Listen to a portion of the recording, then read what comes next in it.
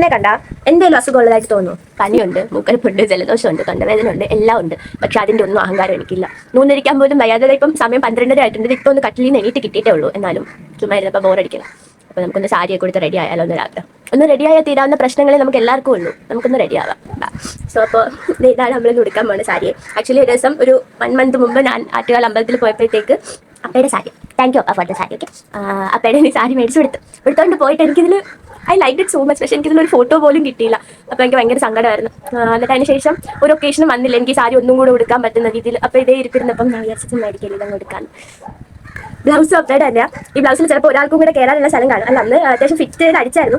എന്നാലും ഈ സാരി ഉടുക്കാൻ അറിഞ്ഞൂടാന്നുള്ളത് ഒരിക്കലും ഒരു കുറ്റമല്ലല്ലോ. ഞാനിങ്ങനെ ഒരു അഡ്ജസ്റ്റ്മെന്റിൽ ഒരു ഫോട്ടോയും വീഡിയോ എടുക്കാൻ ഒക്കെ തന്നെ ധാരാളം.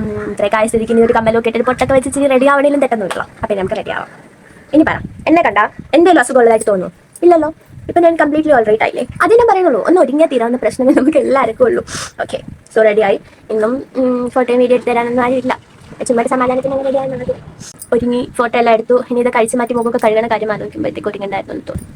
എന്തായാലും ഞാൻ ഹാപ്പിയാണ്.